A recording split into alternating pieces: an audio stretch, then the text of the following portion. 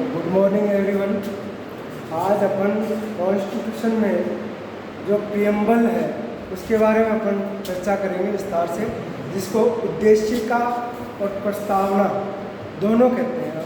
बात आती है कि उद्देशिका जो शब्द है, वास्तव में इसको कॉन्स्टिट्यूशन में जो प्रियम्बल है उसको उद्देशिका क्यों कहते हैं और इसको प्रस्तावना क्यों कहते हैं। प्रस्तावना और उद्देशिका अलग अलग भाग है, देखने में तो अलग अलग दिखता है, लेकिन किसी भी संविधान को बनाने के लिए एक उद्देश्य होता है, उसका ऑब्जेक्टिव होता है, इसलिए इसको उद्देश्य का रूप दिया गया है। और प्रस्तावना जो प्रियम्बल का रूप इसमें दिया गया है, इसमें जब ये प्रस्तावना कॉन्स्टिट्यूशन में डाली गई थी तो उसमें कुछ शब्द थे जो डेमोक्रेटिक रिपब्लिक है और इसमें ये लिबर्टी फोर्स, ये कुछ शब्द थे, 3-4 शब्द थे जो धर्मनिरपेक्षता, पंथ निरपेक्षता, अखंडता, इक्वलिटी, लिबर्टी। इसको कॉन्स्टिट्यूशन में 42वें संशोधन द्वारा जोड़ा गया था। जो मूल जो संविधान था उसमें ये चीज़ें नहीं थी, बल्कि 42वां संशोधन अधिनियम पारित किया गया था, उसमें 3-4 चीज़ें जोड़ी गई थी जो बाद में मूल कॉन्स्टिट्यूशन में इंगित। अब बात आती है कि ये जो प्रियम्बल जो प्रस्तावना है, क्या संविधान का भाग है या संविधान का भाग नहीं है। 1973 से पहले इसको संविधान का भाग नहीं समझा जाता था, इसको एक अलग से ही समझा जाता था कि प्रस्तावना एक कॉन्स्टिट्यूशन का पूरा भाग नहीं है, पर्टिकुलर पार्ट नहीं है। लेकिन उसके बाद में जब केशवानंद भारती बनाम केरल राज्य का एक वाद सामने आया और उसमें इसको जो प्रस्तावना थी इसको क्या किया गया, संविधान का मूल भाग माना गया, इसको एक बेसिक स्ट्रक्चर के अंतर्गत ले लिया गया और ये संविधान का एक पार्ट माना गया कि ये संविधान का एक पार्ट है, ना कि संविधान से अलग है। लेकिन इन री बेरोबारी का एक मामला आया था, उस इन री बेरोबारी में इसको संविधान का पार्ट नहीं माना गया था, इसके कुछ चीज़ों को अडॉप्ट किया गया था, लेकिन पूरी जो प्रस्तावना थी उसको संविधान के पार्ट के रूप में नहीं माना गया था कि ये मूल संविधान के अंतर्गत नहीं आता। लेकिन केशवानंद भारती वर्सेस केरल का जो मामला आया था उसमें फिर इसको संविधान का पार्ट माना गया और 42वें संविधान संशोधन में कुछ चीज़ों को जोड़ते हुए इसको मूल रूप से संविधान का पार्ट माना गया। अब बात आती है वी द पीपल से लास्ट तक जो संविधान की जो प्रस्तावना दी गई है उसको पूरे कॉन्स्टिट्यूशन को एक संक्षिप्त रूप में तार दिया गया है इस प्रस्तावना के अंतर्गत, और उसी को मद्देनजर रखते हुए पूरी कॉन्स्टिट्यूशन को अपन ने पढ़ा है। तो we the people of India, जो हम भारत के लोग हैं वो सभी क्या है, सभी जो नागरिक हैं वो भारत के नागरिक हैं, ना कि किसी बाहरी देश के।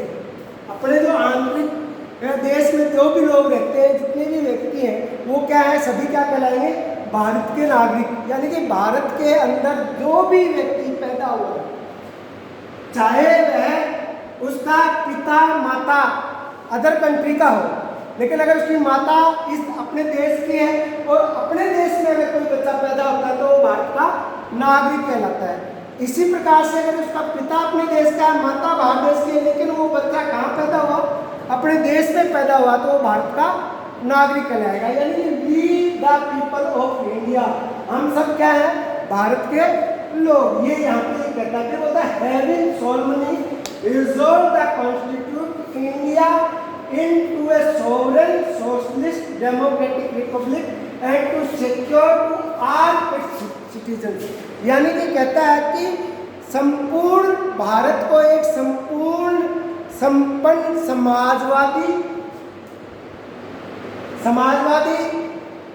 पंथ निरपेक्ष लोकतंत्रात्मक गणराज्य बनाने के लिए तथा उसके समस्त नागरिकों को, यानी कि संपूर्ण भारत संपूर्ण संपन्न लोकतांत्रिक गणराज्य रिपब्लिक बनाने के लिए भारत के समस्त नागरिकों को क्या, जस्टिस, न्याय, सोशल, सामाजिक, इकोनॉमिक, आर्थिक, पॉलिटिकल, राजनीतिक, लिबर्टी, स्वतंत्रता, एक्सप्रेशन, अभिव्यक्ति, believe and faith and worship, यानी कि गुड फेथ में और वर्शिप यानी कि पूजा करने की निर्बाध स्वतंत्रता है।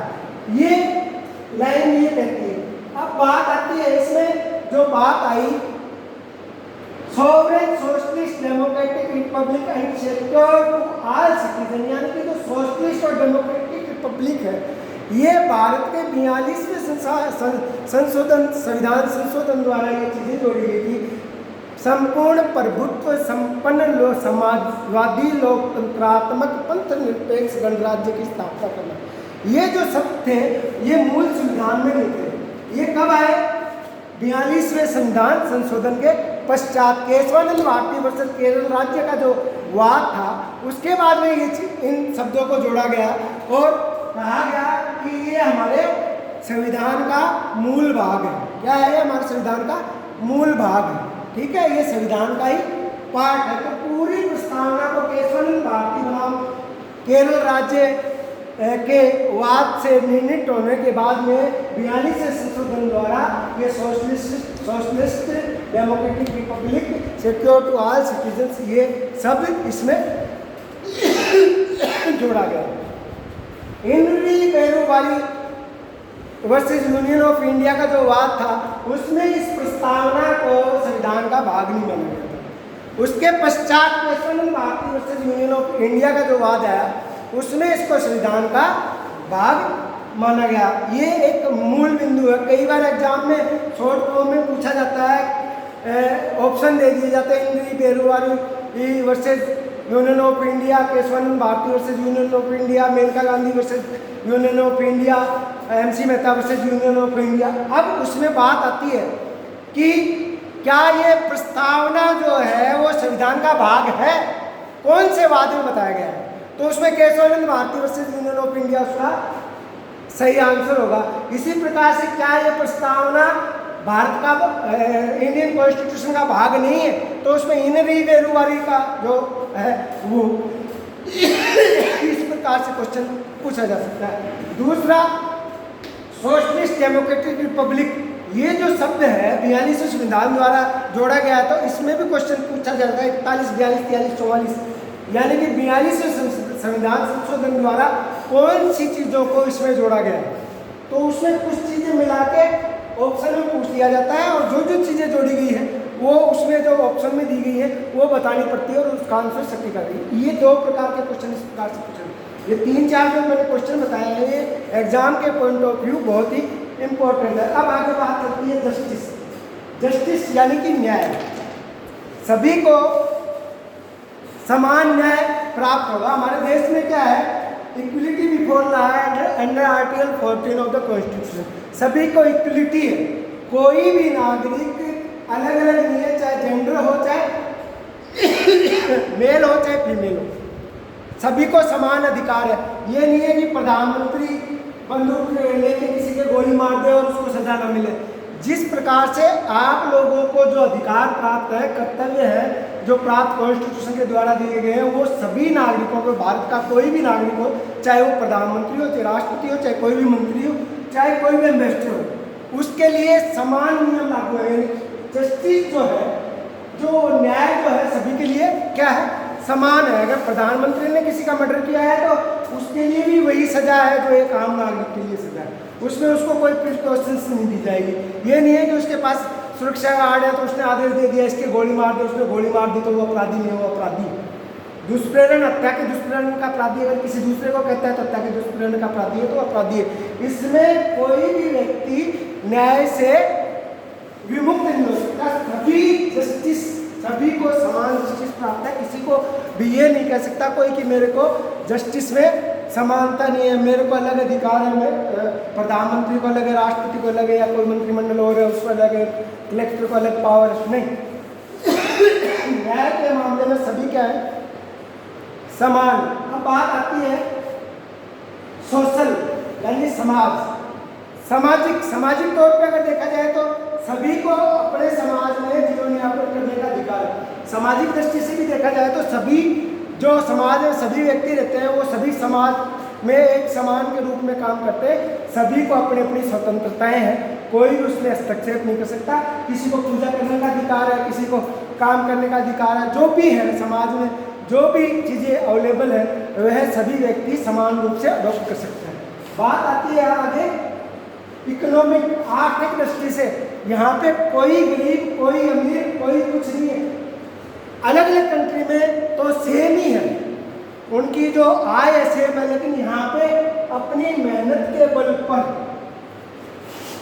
अपने मेहनत के बल पे आजीविका के बल पे जो व्यक्ति जितना कमा सकता है उस पर कैपेसिटी है और वह उतना कमा के रख सकता है और अपनी धन अर्जन की जो शक्ति पावर है उसको बढ़ा सकता है, उसको कम नहीं कर सकता। यानी कि सभी को इकोनॉमिकली समानता है।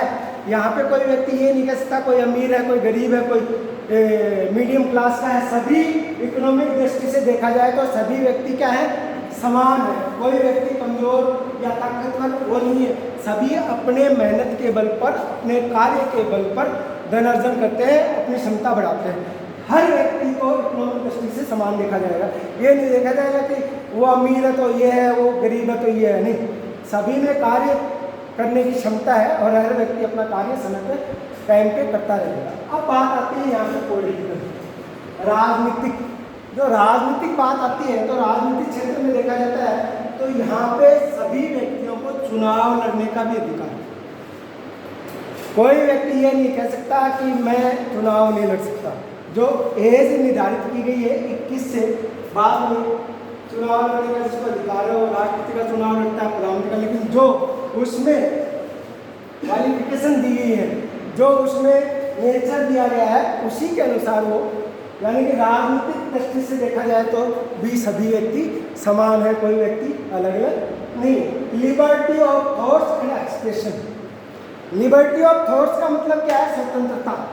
हर व्यक्ति को बोलने की स्वतंत्रता है, लेकिन वो रेस्ट्रिक्शंस में रहते हुए। आर्टिकल 19(2) ऑफ द कॉन्स्टिट्यूशन स्वतंत्रता को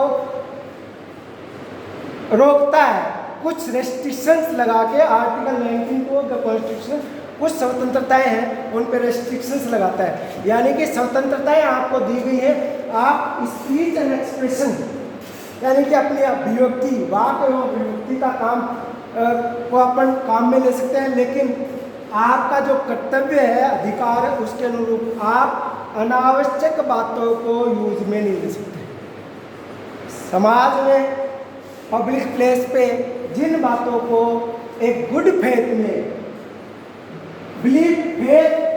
गुड फेथ में अगर कोई कार्य करते हैं आप, तो गुड फेथ में आप बोल सकते हैं। और स्पीच एंड एक्सप्रेशन यानी कि वाक एवं अभिव्यक्ति की आप लोगों को स्वतंत्रता है, आप अपनी अभिव्यक्ति स्वतंत्र रूप से प्रस्तुत कर सकते हैं। लेकिन कुछ रेस्ट्रिक्शंस हैं जो 19(2) कॉन्स्टिट्यूशन ऑफ इंडिया में बताए गए हैं, उसके अनुसार आप उस रेस्ट्रिक्शंस को मद्देनजर रखते हुए आप वाक एवं अभिव्यक्ति की जो स्वतंत्रता दी गई है आर्टिकल 19(1) में, उसको उपयोग में ले सकते हैं।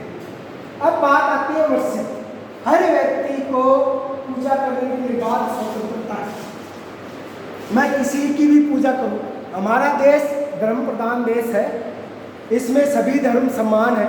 सभी व्यक्ति को अपनी अपनी पूजा आराधना करने की स्वतंत्रता है। इसमें कोई ये नहीं है कि मैं उसकी पूजा कर रहा हूँ, मैं उसकी, कोई भी व्यक्ति उस पर रेस्ट्रिक्शंस नहीं लगा सकता। यानी कि पूजा करने की सभी व्यक्तियों को क्या है, स्वतंत्रता है, चाहे वह किसी भी धर्म का हो, किसी भी पंथ का हो या किसी भी प्रजाति का हो। इसमें ये नहीं कह सकता कि वो फलाना हिंदू है, फलाना मुस्लिम है, फलाना ढिमका है, फलाना ये है। यानी कि सभी व्यक्ति क्या है, समान है। यहाँ पे धार्मिक मतभेद नहीं, यानी इक्वलिटी। समझ में आ गई यहाँ तक। अब बात आती है equality of status and opportunity. Equality of status यानी प्रतिष्ठा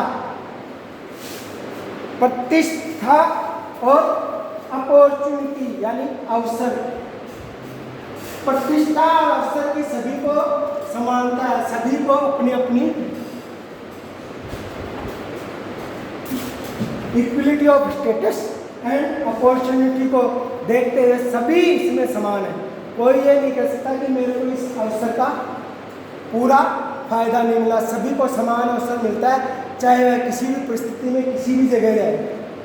अगर वह उसके योग्य है तो उसको अवसर की समानता प्राप्त होगी और उसको इक्विलिटी ऑफ स्टेटस, उसकी जो प्रभुता है यानी कि जो प्रतिष्ठा है, हर व्यक्ति की समाज में प्रतिष्ठा गरिमा होती है, यानी कि वह प्रतिष्ठा बरकरार रहेगी। ये कोई व्यक्ति नहीं कह सकता कि इसकी प्रतिष्ठा ये है, इसकी प्रतिष्ठा ये। किसी भी व्यक्ति को कभी प्रतिष्ठा के बल पर अगर कोई पुरस्कार मिलता है या कोई उपाधि मिलती हो या कोई भी रत्न मिलता है या जैसे भारत रत्न मिला या कुछ मिला, लेकिन हमारे कॉन्स्टिट्यूशन में उपाधियों का अंत कर दिया गया है। पहले क्या है, उपाधियाँ दी जाती थी, जैसे शेरे हिंद, पंजाबे हिंद, राजा महाराजाओं को उपाधि मिल जाती थी, शेर विक्रमादित्य फलाना दिखड़ा है ना। तो वो जो उपाधियाँ दी जाती थी वो उपाधियाँ अब क्या है, खत्म कर दी गई। लेकिन कुछ ऐसी प्रतिष्ठित उपाधियाँ दी जाती हैं जैसे भारत रत्न। अब क्या है कि व्यक्ति उन उपाधियों को अपने नाम के पीछे नहीं लगा सकता। जैसे पहले लगाते थे शेर हिंद अमरनाथ सिंह, शेर हिंद चंद्रगुप्त, शेर हिंद फलाना। तो वो शेर हिंद जो उपाधि दी गई थी वो उपाधि पीछे नाम के नहीं लगाएगा, उन उपाधियों का क्या कर दिया गया है, अंत कर दिया गया है। ठीक है। अब जैसे भारत रत्न अम्बेडकर, भीमराव अम्बेडकर, भारत रत्न क्या नाम, अटल बिहारी वाजपेयी। ठीक है। ये तो रत्न क्या है लगाए हैं, इनके पीछे नाम लगा सकते हैं, लेकिन जो उपाधियाँ जो पहले दी जाती थी बड़ी बड़ी, उन उपाधियों का अंत कर दिया गया और वो उपाधियों का नाम आप पीछे नहीं लगा सकता। वो अपना सिंपल नाम है, जैसे ब्रिगेडियर फलाना है, तो वो क्या है कि आर्मी नेवी एयरफोर्स से प्रतिष्ठा को देखते हुए एक पद दिया गया है, तो वो ब्रिगेडियर लगा सकता है, क्योंकि वो एक प्रकार की उपाधि नहीं है, वो उसका एक गौरवान्वित जो उसको एक रूप दिया गया है। जैसे डॉक्टर लगाते हैं, तो PhD कर ली तो डॉक्टर पीछे लगा लेता, तो वो उपाधि नहीं है, एक प्रकार से उसकी क्या है, क्वालिफिकेशन है। इसी प्रकार से ब्रिगेडियर, कर्नल, कैप्टन जो लगाते हैं, वो भी एक प्रकार से उन्होंने स्व अर्जित क्वालिफिकेशन के आधार पर, अपनी प्रतिष्ठा के आधार पर उसको अर्जित किया, तो वो लगा सकते हैं। लेकिन कई शब्द है ना, जैसे मैंने कहा कि शेर हिंद फलाना, इस प्रकार की जो उपाधियाँ हैं, उन उपाधियों को वो अपने नाम के पीछे नहीं लगा सकता। बात आती है promote among them are fraternity, assuring the dignity of the individual and the unity and integrity of the nation.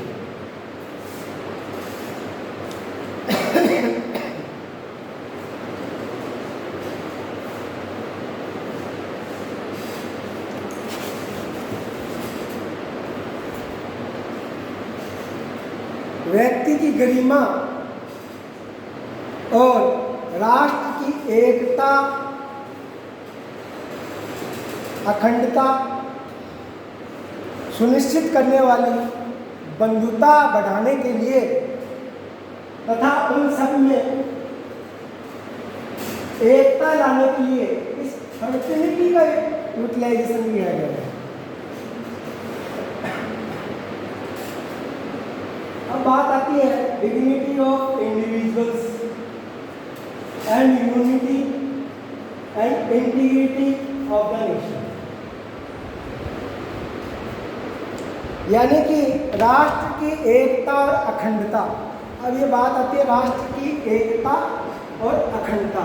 ये राष्ट्र की एकता और अखंडता जो वर्ड है, ये भी 42वें संशोधन द्वारा अपने कॉन्स्टिट्यूशन में प्रस्तावना में जोड़ा गया था। किसमें जोड़ा गया था?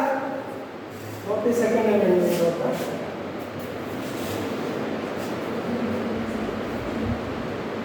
ठीक है। इसको भी कब जोड़ा गया था? 42वें संविधान संशोधन द्वारा। अब बात आती है, ये सारी जो चीजें जो प्रस्तावना के कि जो सारा जो पार्ट है, इसमें मूल रूप से ये है कि सोशलिस्ट डेमोक्रेटिक रिपब्लिक, लोकतंत्रात्मक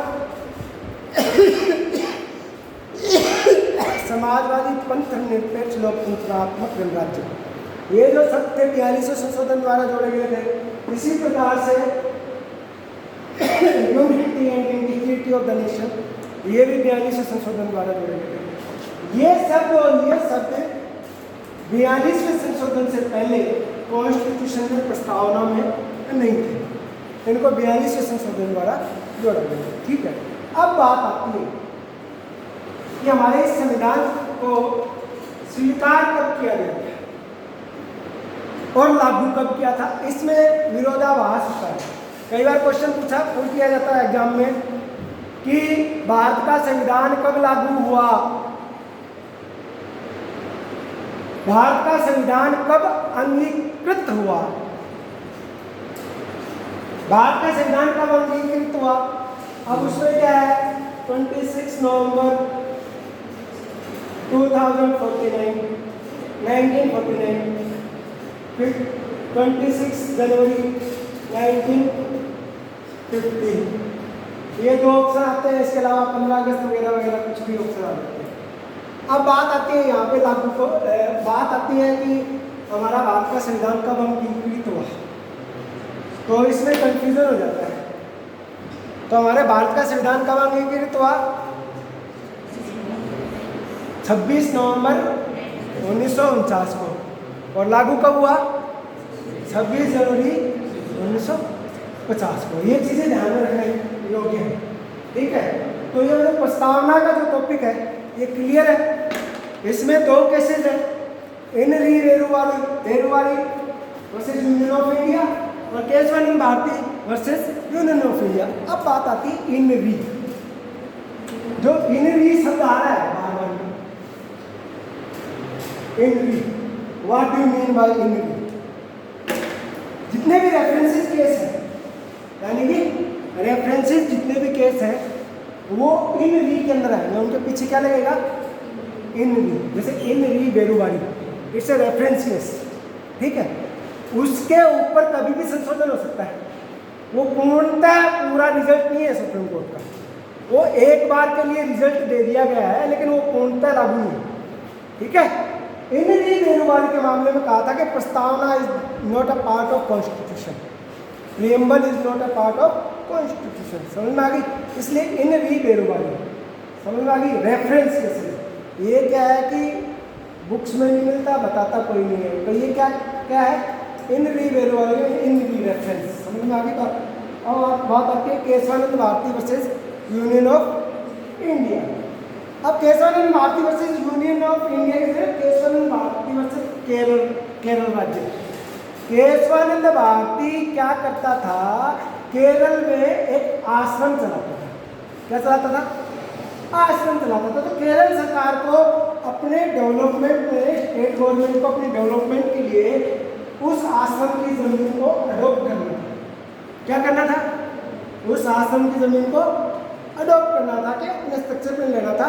और उसने केशवानंद भारती को कहा कि आप इस आश्रम की ज़मीन को खाली करो और जो भी हर्जाना मुआवजा होगा आपको राज्य सरकार देगी। केशवानंद भारती ने हाईकोर्ट में उसके खिलाफ केस किया, स्टेट गवर्नमेंट को केरल की ये ज़मीन मेरी है और मैं नहीं दे सकता। केशवानंद भारती ने कहा कि it's my property, it's my property, और मेरे को अधिकार है, अंडर द कॉन्स्टिट्यूशन राइट्स है कि ये जो संपत्ति का अधिकार आर्टिकल 30 में दिया गया है उसके अंतर्गत I am owner of this property. तो ये मेरा संपत्ति का अधिकार है और इसका मैं पूर्णतः हकदार हूँ और ये प्रॉपर्टी मैं आपको, इसी कारण फिर ये अपील में गया सुप्रीम कोर्ट में। सुप्रीम कोर्ट ने 42वें संविधान संशोधन में अमेंडमेंट करके इस संपत्ति के अधिकार को मूल अधिकार से ट्रांसफर करके आर्टिकल 300 में, और बोला कि अब ये मूल अधिकार नहीं रहा और ये संपत्ति का जो अधिकार है वो आपका मूल अधिकार नहीं है, ये राष्ट्रीय अधिकार बन गया, राज्य अधिकार बन गया। इसलिए आपकी प्रॉपर्टियाँ में एक्वायर कर सकते हो और आपका जो भी हर्जाना आपको दे सकते हो। ठीक है, इसी कारण ये चीज़ प्रस्तावना में गई। केशवानंद भारती विवाद से काफ़ी अमेंडमेंट हुए, आगे भी 2003 तक ये मुकदमे चलते रहे। केशवानंद भारती के काफ़ी मुकदमे आए, Keshavananda Bharati versus union of India के मुकदमे आए, होम मूलभूत ढांचा जो बेसिक स्ट्रक्चर ऑफ कॉन्स्टिट्यूशन है, इस पे काफ़ी लंबे समय तक पेशवानंद भारती का विवाद चला सुप्रीम कोर्ट में, और वो है पीछे जाके पूरा समाप्त हुआ 2002 में। समझ में आ गई बात? यानी कि प्रस्तावना जो है, प्रियम्बल जो है कंप्लीट। ओके, प्रियम्बल से रिलेटेड जितने भी क्वेश्चन आते हैं मैंने बता दिए, शॉर्ट में भी बता दिए, लॉन्ग पूरा क्वेश्चन आता है, आप इसको अडॉप्ट कर लेंगे। ठीक है, ओके। किसी को कोई क्वेश्चन पूछना है तो क्वेश्चन पूछ सकते हैं, बोलो। इसमें कोई चीज़ समझ में नहीं आई हो, कोई भी चीज़ हो, कोई क्वेश्चन, कोई क्वारी, एनीबॉडी हैज, पूछ सकते हैं।